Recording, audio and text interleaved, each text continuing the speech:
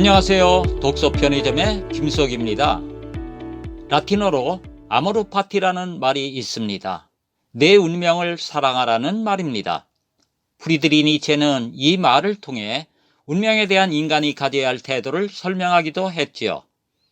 그런데 덜컥 병에 걸렸는데 앞으로 6개월, 잘해야 1, 2년 정도 살 수 있겠다는 의사의 진단이 내려진다면 어떨까요? 그런 진단을 받고도 과연 자기 운명을 사랑할 수 있을까 싶습니다. 하지만 그런 비극적 시련 속에서도 삶에는 의미가 있다 합니다. 지난 방송 죽음의 수용소에서라는 책에서 저자 빅터 프랭클이 했던 말입니다. 그의 응답이라도 하듯 비극적 시련 속에서도 삶의 의미를 찾아 실현시킨 한 분을 소개하겠습니다.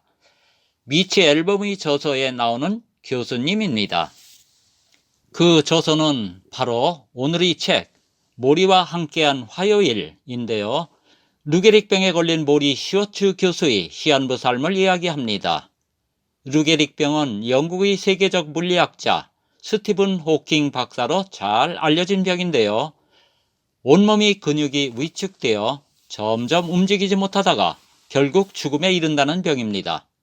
신경계통의 치명적 질환으로 마치 촛불에 녹아드는 촛농처럼 온몸의 근육이 녹아들어 끝내 모든 움직임을 멈추게 하는 병입니다. 그런 희귀병 진단에 모리 교수는 얼마나 당황했겠습니까? 믿기지 않는 자기 운명에 분명 절망도 했을 것입니다. 그러나 곧 마음을 추스리고 현실을 있는 그대로 받아들였다고 하지요. 모리는 시름시름 앓다 죽고 싶지 않았으며 그렇게 죽어가는 자신을 부끄러워하지도 않았다고 합니다. 자신의 죽음을 하나의 대단한 가치 있는 일로 승화시킬 수는 없을까 하고 고민했다니 말입니다. 그 고민 끝에 모리는 자기 죽음을 삶의 중심이 될 마지막 프로젝트로 만들겠다고 결심합니다. 인간 교과서 나와 더불어 죽음을 배우시오 하면서 말입니다. 그런 결심으로 모리는 바빠졌지만 병세는 더욱 삶을 흔듭니다. 스스로 걸을 수가 없게 되었고 휠체어를 사용하다가 끝내는 침대에 누워 지내게 된 것이지요. 그럼에도 활동은 왕성했습니다. 이어지는 방문객들과의 연이은 토론과 삶의 성찰에서 이끌어낸 아포리즘 나누기가 그것입니다. 아포리즘은 깊은 체험적 진리를 간결하고 압축된 형식으로 나타낸 짧은 글로 경구나 격언, 잠언 등을 뜻합니다. 그의 아포리즘은 점차 지인들에게 유명해집니다. 지역 매체에 기사화되기도 하지요. 이것이 계기가 되어 모리는 ABC TV의 유명한 토크쇼 나이트라인에 출연하게 됩니다. 그 방송으로 모리는 미 전역에 알려지게 됩니다. 마침 옛 제자 미치 앨범이 그 방송에서 스승을 알아봅니다. 곧 스승을 찾아뵌 미치는 모리 교수의 마지막 프로젝트를 더욱 빛나게 하지요. 매주 화요일마다 스승을 만나 뵙고 대화를 나누게 된 것입니다. 그 대화가 마지막 프로젝트의 결과물 바로 이 책으로 만들어진 것이지요. 그래서 이 책은 스승과 제자의 다정한 대화체로 써있기에 읽기에 편안하고 사실을 기록한 이야기라 그만큼 공감도 불러옵니다. 모리는 독특했습니다. 친구의 장례식에 갔다가 정작 듣지 못하는 친구를 위해 칭송이 자자한 걸 보고 뭔가를 결심합니다. 날짜를 잡아 가까운 사람들을 집에 불러 모아 자신이 살아있는 장례식을 치렀다는 것이지요. 사람들은 멋진 말로 모리를 칭송했고 경의를 표하기도 했으며 몇몇은 울기도 또 몇몇은 웃기도 했습니다. 그들과 함께 모리도 울고 웃었습니다. 의미 있는 삶 하나를 멋지게 장식한 셈입니다. 이 책에서 저는 중요한 메시지를 하나 발견했는데요. 피할 수 없는 시련, 그 비극적 삶에서도 모리 교수가 삶의 의미를 찾았다는 점입니다. 프랭클 박사가 말한 비극의 3요소는 고통, 죄, 죽음이었습니다. 그런 비극적 상황에서도 삶의 의미는 있다 말했습니다. 모리를 덮친 시련은 죽음, 그 죽음 속에서 모리는 삶의 의미를 찾아냈던 것입니다. 왜 살아야 하는지를 아는 사람은 그 어떤 어려움도 견딜 수 있다 라고 니체는 말했습니다. 자기 죽음을 삶의 중심이 될 마지막 프로젝트로 만들겠다고 한 점에서 모리는 살아야 할 이유를 찾아냈다는 것입니다.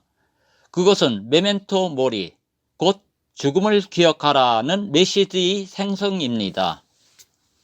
천천히 참을성 있게 생명이 사그라드는 나를 연구하시오. 그리고 나와 더불어 죽음을 배우시오 하는 생생한 메시지 말입니다.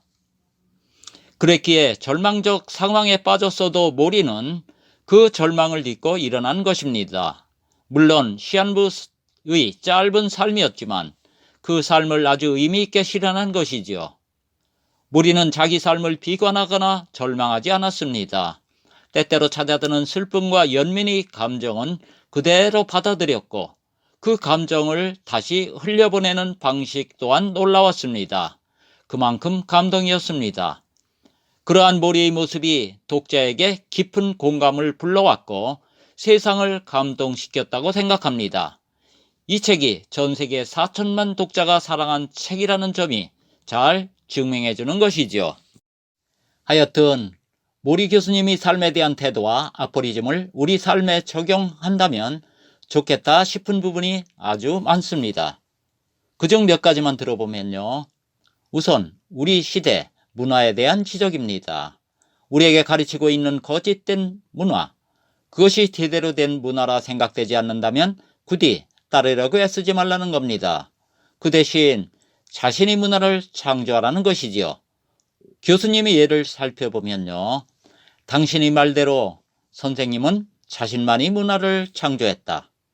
병이 나기 훨씬 오래 전부터, 즉 여러 개의 토론 그룹을 운영했고 친구들과 산책을 했으며 하버드 스퀘어 교회에서 음악에 맞춰 춤을 추었다. 또 그는 가난한 사람들이 정신치료를 받을 수 있도록 그린하우스라는 프로젝트도 시작했다. 그리고 강의를 위해 새로운 아이디어를 찾으려고 책을 읽었고 동료들을 방문했으며 졸업생들과 계속해서 연락을 취했고 멀리 떨어져 있는 친구들에게는 편지를 썼다. 네, 이 부분에서 저는 자신만의 문화라는 키워드를 늘 마음속에 간직하고 나만의 문화를 만들려고 노력하고 있지요. 모리는 인생을 의미 있게 사는 방법에 대해서는 이런 말을 하더군요. 자기 인생을 의미 있게 살려면 자기를 사랑해주는 사람들을 위해 바쳐야 하네. 자기가 속한 공동체에 헌신하고 자신에게 생의 의미와 목적을 주는 일을 창조하는 데 헌신해야 하네. 다음은 나이가 든다는 것, 즉 나이 많은 사람들에 대한 모리의 생각입니다. 여기서도 삶의 의미와 관련됩니다. 한번 살펴보면요. 사람은 성장하면서 점점 더 많은 것을 배운다고 하면서 나이가 들었더라도 삶에서 의미를 찾았다면 더 이상 젊은 시절로 돌아가고 싶어 하지 않을 거라 장담합니다.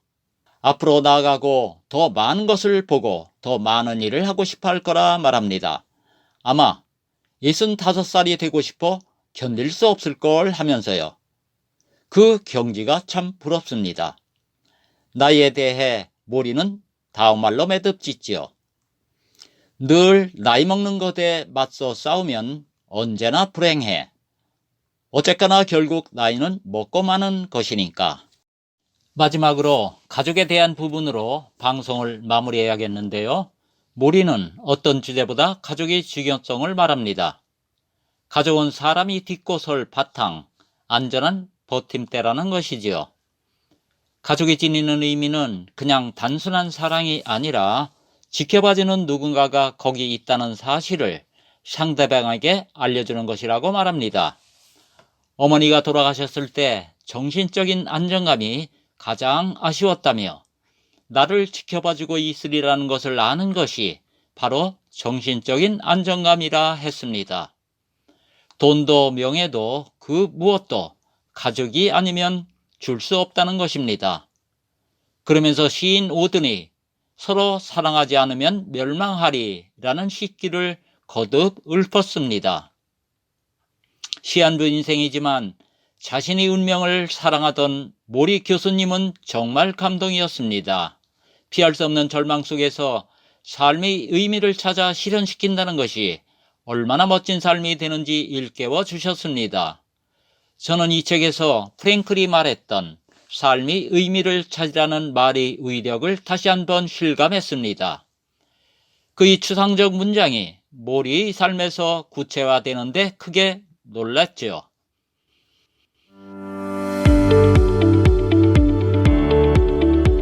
여러분들도 매일 매 순간 삶에서 의미를 찾아내고 그걸 실현시켜가는 멋진 삶을 이어가셨으면 합니다.